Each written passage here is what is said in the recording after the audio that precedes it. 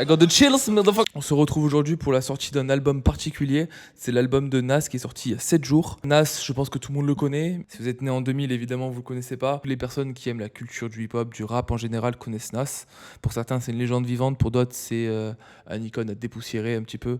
Mais dans tous les cas, il a changé le game dans les années 90-2000 avec un rap conscient, avec un rap très lyrical. What defines my name? First it was nasty, the times have changed. Ask me now, I'm the artist, but hardcore, my signs for pain. Le concept est particulier de cet album parce qu'en fait, The Lost Tape 2, c'est une compilation des sons qui n'ont pas été finis de sa part. Pendant 17 ans, il a accumulé plein de sons et donc du coup, il a décidé de les retravailler, de les remixer et d'en faire des vrais hits et du moins de les mettre dans cet album. Et donc du coup, on va voir si pendant 17 ans, justement, il y a une évolution, voir si c'est vraiment un rap intemporel de sa part.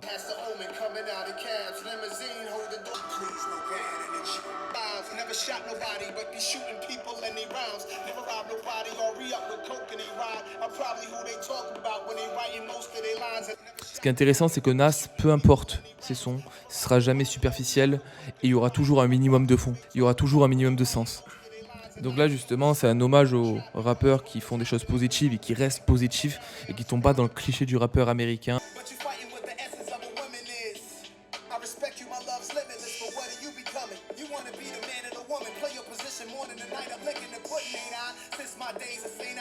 Ouh.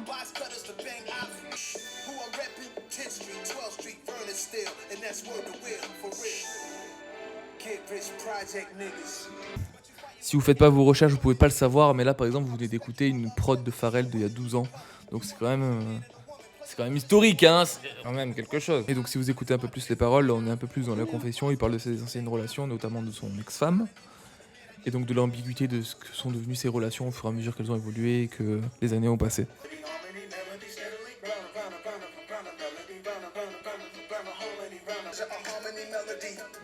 C'est bizarre.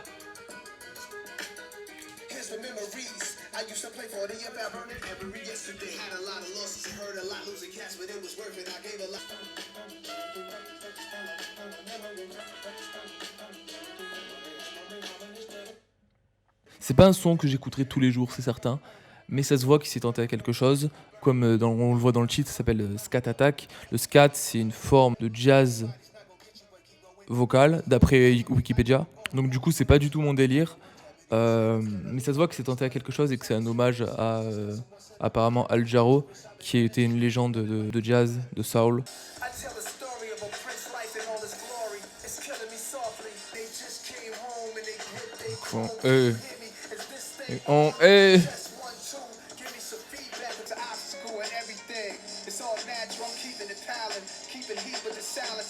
Lyricalement, je pense que c'est exactement ce que les puristes cherchent chez Nas dans ce genre de son.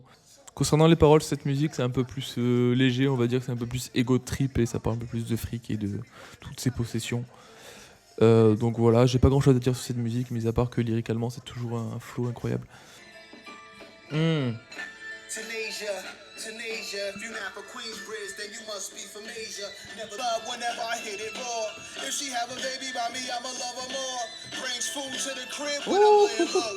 And she know how to roll weed, but don't smoke. She was like, oh no, in a silky kimono. Said the streets to snakes plus Governor Cuomo. Flashes out the window, people taking my photo. She knew I wasn't gonna be no husband, I'd be a no-show. We were standing at the altar, bro, I couldn't falter. Plus they like she evil Knievel on a soul cycle. Looking like Janet. Si je me trompe pas, niveau parole, on parle de Tenasia, donc du coup, qui est apparemment une escorte ou une prostituée que Nas fréquentait, ou peut-être que son imagination a fréquenté.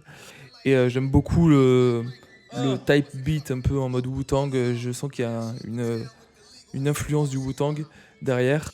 J'aime beaucoup le refrain dans cette musique qui me reste beaucoup en tête.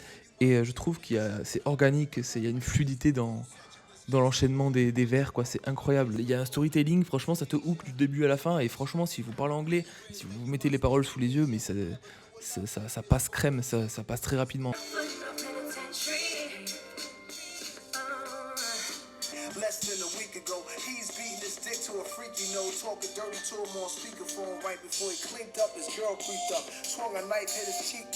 Hey.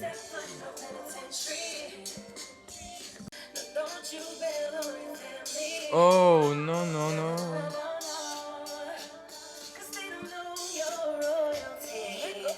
Donc là, c'est le premier son où on entend vraiment quelqu'un chanter dès le début, mis à part Nas.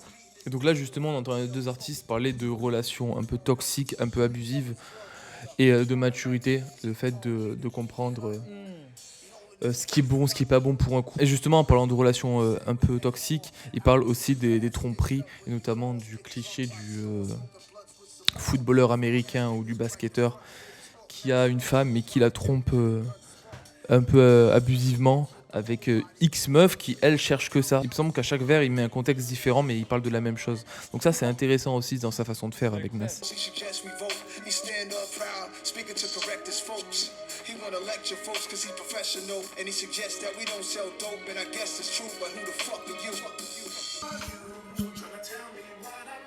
Who the fuck are you?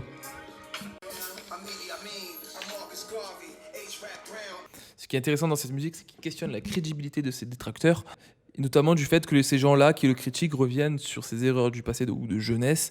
Et donc, si deux personnes viennent de deux parcours différents et que certains ont plus de privilèges que d'autres, ça veut dire que pour l'un des deux, il faut peut-être passer par des moyens plus ou moins illégaux pour avancer dans la vie, ou du moins pendant une période de faire certaines choses. Donc là, notamment, il parle de la vente de la drogue, etc., comme Jay-Z l'avait fait notamment.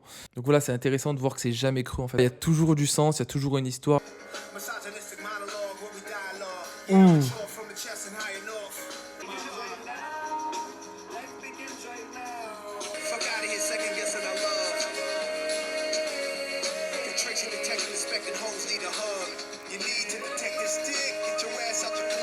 Dans cette musique, c'est Nas qui met des gifles à tout le monde, qui les met face à leur réalité.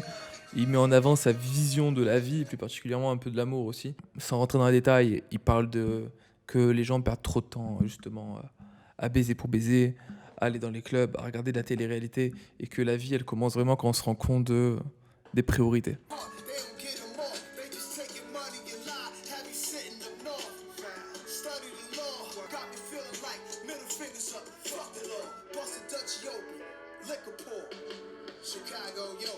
Nas est apparemment un grand romantique parce qu'on revient sur l'amour, mais en même temps c'est un sujet assez commun. C'est à la fois léger et naïf parce que justement on parle d'amour, c'est un sujet qui devrait être assez profond et justement on va pas très loin dans cette musique, mis à part le fait qu'on parle de société, que la société cherche à peut-être à nous désintéresser de l'amour, je sais pas.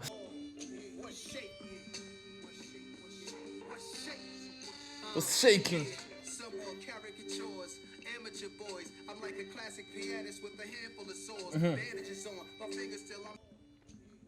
On est clairement dans quelque chose de beaucoup plus conscient, de beaucoup moins mélodieux, et ça s'entend très facilement. Il cherche surtout à mettre en avant le fait qu'il faut réfléchir par soi-même, et que d'après lui, notre société nous met dans des cases qui sont temporaires, et que c'est à nous de nous battre et à nous de faire en sorte qu'on sorte des clichés, puisse enfin devenir soi-même en réfléchissant justement par soi-même, par ses intuitions, et justement ne pas tomber dans les pièges un peu compromettants et faciles de la société.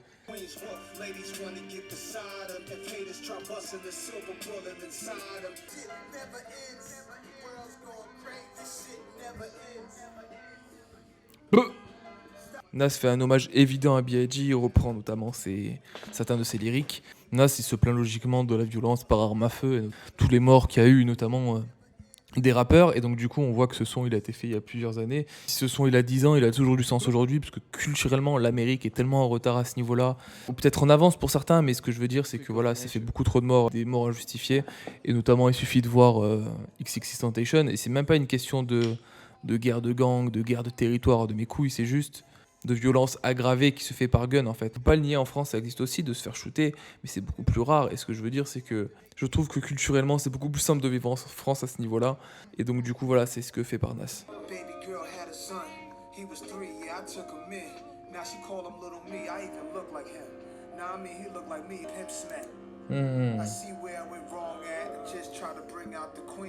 Ouh.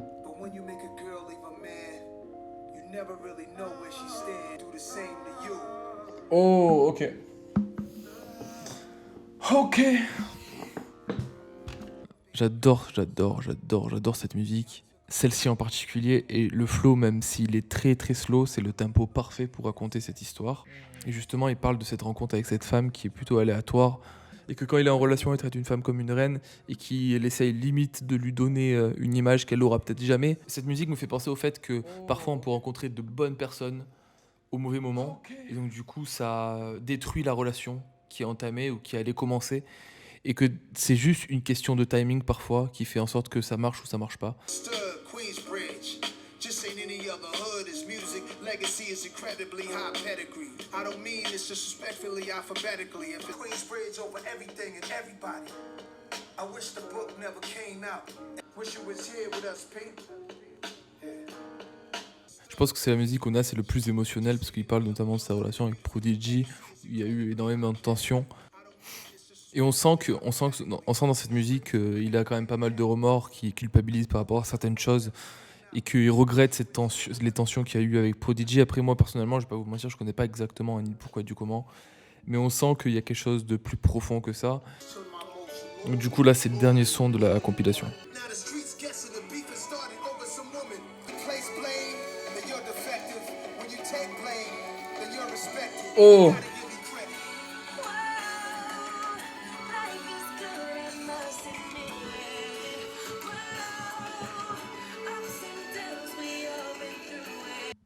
Pour le dernier son de l'album, on revient encore sur le sujet du divorce, et notamment le fait qu'il a eu tellement de galères à cause de ça. Donc du coup, il remet en question ses relations et l'amour qu'il a eu pour ses femmes, parce qu'elles cherchent concrètement à le détruire, et notamment de plus voir ses enfants. Donc du coup, il fait du chaud et du froid, parce qu'il dit clairement que c'est une tanasse totale d'avoir eu ces relations avec ses femmes. Mais après, il dit quand même que la vie est belle, parce qu'il a quand même des avantages et des privilèges que peu de personnes ont. Donc du coup, c'est quand même un historique dans sa carrière de tous les bons et les mauvais moments, mais qu'au final, après tout, avec du recul, c'est quand même des bons moments et c'est quand même une belle vie. Donc même s'il y a autant d'écart entre les musiques, il y a toujours une certaine continuité avec le travail de Nas, et on voit qu'il n'a pas changé et qu'il ne cherche pas à changer malgré les années qui passent et malgré le rap qui change. Le truc, c'est que je peux potentiellement comprendre que c'est un peu monotone comme flow parfois, mais lyricalement, c'est super immersif, et je pense qu'il suffit de fermer les yeux et de comprendre l'anglais pour apprécier Nas, peu importe notre génération. En même temps, quand on voit le casting et qu'on aime le hip-hop, on est obligé de s'intéresser à ce genre d'album, parce que quand on voit Nas qui s'associe avec Pharrell, avec Kenny, avec Swizz Beatz, évidemment qu'on a envie d'écouter. Alors du coup, pour répondre à la question de tout à l'heure, oui, je trouve que c'est un bel album, un bon album qui s'écoute facilement et qui se réfléchit aussi. Parce que là, c'est pas de l'écoute superficielle, il faut avoir une écoute attentive, il faut comprendre l'anglais, comme je le dis à chaque vidéo, pour apprécier encore plus Nas. Et donc là, je crois que c'est le moment un peu chiant où je vous demande de liker ma vidéo ou de me follow sur mes réseaux sociaux, mais je vais pas le faire parce que c'est un peu chiant. Less than a week ago, he's beating his dick to a freaky note, talking dirty to him on speakerphone right before he clinked up, his girl creeped up, swung a knife, hit his cheekbone, made a deep cut.